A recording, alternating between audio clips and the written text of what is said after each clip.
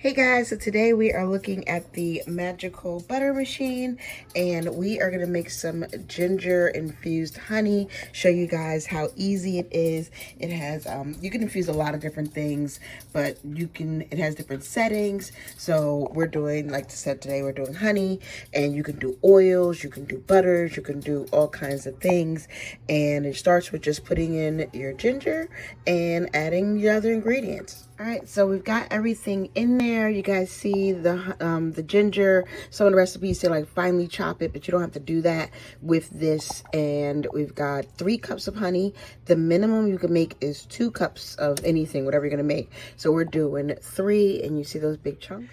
Once you have everything in there, you just select the temperature. So we'd already selected 160, and then the hours, and I have a bunch of recipes that'll tell you how long. Plus, once you do it a couple times, you'll kind of know. So we selected 2 hours, and so that's how long it's going to cook. And you see, it's kind of like a little tea kettle, so it doesn't take up a lot of space or anything. And I'll come back and show you guys how noisy it is. It's really not that noisy, but I'll let you guys hear it.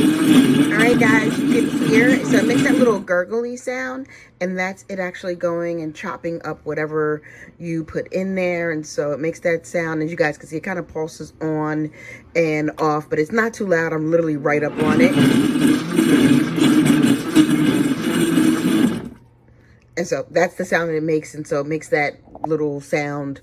So it'll make that throughout the next 2 hours. So sometimes we do it either overnight or during the day when nobody's going to be home, and just let it kind of rest.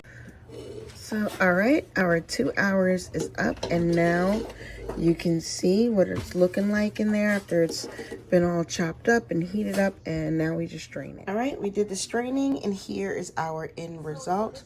So we did about 3 cups of honey, and from that we got a little bit over 2.5 cups once it's all strained. And then we also keep the pulp, so you can see what the pulp looks like here. So you can use that in baking or other recipes, stuff like that. But really good from the magical butter machine. You guys can see the results of what you get, and it's super easy. Then you rinse everything off, put it away until next time you want to make something.